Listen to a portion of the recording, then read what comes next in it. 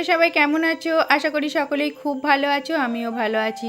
তো আমি কিন্তু আজকে একদম ভোরবেলা থেকে ব্লগটা শুরু করছি না। আজকে কিন্তু এটা একদম একটুখানি মানে বাসি কাজকর্ম সারা হয়ে গেছে, শুধু ঘরটাই মুছতে বাকি আছে। আর বাকি যে কাজকর্মগুলো প্রায় হয়েই গেছে।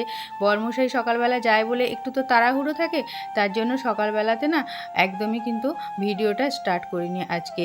আর প্রতিদিন মানে যেদিন টাইম থাকে হাতে সেদিনই কিন্তু সকালবেলা ব্লগটা করি, আর না হলে কিন্তু দেরি হয়ে গেলে তাড়াহুড়োর মধ্যে থাকলে সকালবেলা আর ব্লগটা করা হয় না। তো তারপরে আমি ভাবলাম যে যেহেতু আজকে একটু মাথায় সুপার ভাসমুল তেলটা মাখবো, তো স্নানটা আজকে আর আগে করব না, আগে রান্নাটা সেরে নিই, আর তারপরেই কিন্তু পরে একটু বেলায় স্নানটা সেরে নেবো। রান্নাবান্না করতে করতে আমার ততক্ষণ চুলটাও কিন্তু শুকনো হয়ে যাবে, তাই না? অনেকে কিন্তু মেখে রেখেই দেয়, কিন্তু আমি মেখে একদমই রাখতে পারি না আগের দিন দিয়ে। আমি যেদিন মাখি সেদিনকেই শ্যাম্পু করে ধুয়ে নিই একটু রেখে। তো এখানে দেখো কচি কচি ডিমের শাকগুলো দেখতে কত সুন্দর, তাই না? এগুলো কিন্তু তুলেছিলাম, এই যে বৃষ্টিটা হয়েছে না, আর বেরিয়েছে নতুন নতুন একদম কচি কচি ডিমের শাক। এগুলো আমাদের এই ঘরের মানে বাড়ির যে উঠোন তার এক সাইডে একটুখানি কোণের দিকেই কিন্তু এটা হয়েছে এগুলো।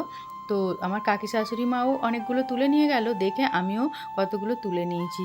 তুলে আর রেখে দিয়েছিলাম ভালো করে বেছে ফ্রিজেতে। তো আজকে ভাবলাম একটু চচ্চড়ি করব, যেহেতু আজকে একটু নিরামিষ হবে। তো এখানে দেখো আমি কিন্তু রান্নাবান্নাও এদিকে করছি, আর রান্নাবান্না করতে করতে ঘরটাও যে মুছতে বাকি ছিল তার জন্য ঘরটাও কিন্তু এদিকে মুছে নিলাম। মানে আলুটা ভাজার আগে সেদ্ধ বসিয়ে দিয়ে একটুখানি সেদ্ধ করে নিয়ে এইভাবে গোল গোল করে আলুটা ভাজলে, তার জন্য কিন্তু তখন ওই ফাঁকে আমি ঘরটা মুছে নিলাম। আর এইভাবে কাজ করলে কি হয় বলো তো, একবারে কিন্তু অনেকটা কাজই হয়ে যায় একই সাথে সময়ের সাথে সাথে।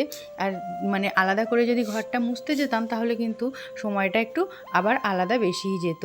আর তারপরে দেখো এখানে কিন্তু আমি কাঁকরোল ভেজে নিয়েছিলাম, এই ছোটো ছোটো কাঁকরোল। এগুলো কিন্তু আমার বরমশাই খেতে খুব ভালোবাসে, তো এইগুলো ভেজে নিয়েছি। আর তার সাথে একটু গুঁড়ো আলু আর কি, ছোটো ছোটো যে আলুগুলো ওগুলোকেও ভেজে নিয়েছি গোল গোল করে। তারপরে দেখো এই যে ডিমের শাক, ডিমের শাকটা না এইগুলো দেখতে মনে হয় অনেক, কিন্তু যখন দেখবে তরকারি রান্না করার সময় একদমই কিন্তু একটুখানি হয়ে যায়। তো ডিমের শাকের একটু চচ্চড়ি করে নিলাম, আর আগে মুগের ডালটাও করে নিয়েছিলাম, যেহেতু আমার নিরামিষ হবে। আর আমার বরমশাই আর ছেলে একদমই কিন্তু নিরামিষ খায় না, কোনো অকেশন যাই করি না কেন ওরা ওদের মতোই খায়। তো যাই হোক, তার জন্য ওদের জন্য কালকের মাছ ভাজা ছিল। তো এখানে মাছ ভাজা ছিল বলে আমি মাছের ঝালটা ওদের করে দিলাম। তো দেখো আমার কিন্তু রান্না বান্না করতে করতে চুলটা পুরো শুকনোই হয়ে গেছে, আর গরমও রেখেছে। তো চলো এখানে দেখো রান্নাটা আমার কমপ্লিট করে নিলাম। এখানে কিন্তু 12টা 20 মতো বাজে।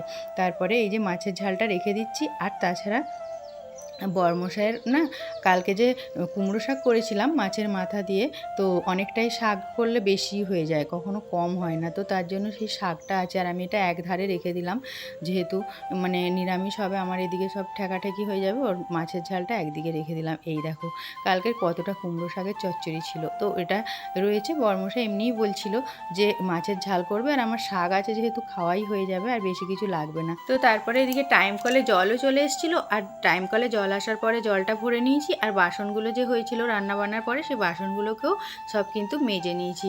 মেজে নেবার পরে স্নানটাও সেরে নিলাম। তো স্নানটা হয়ে গেছে এদিকে।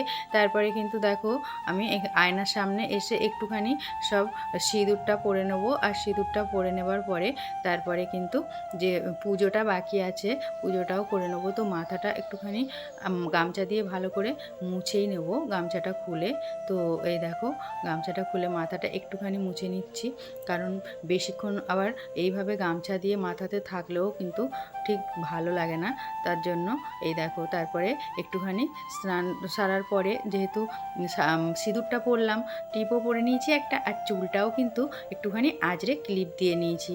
তো এইভাবে ফ্রেশ হয়ে একটু পুজো করতে গেলে মনটাও কিন্তু ভালো লাগে, তাই না বলো?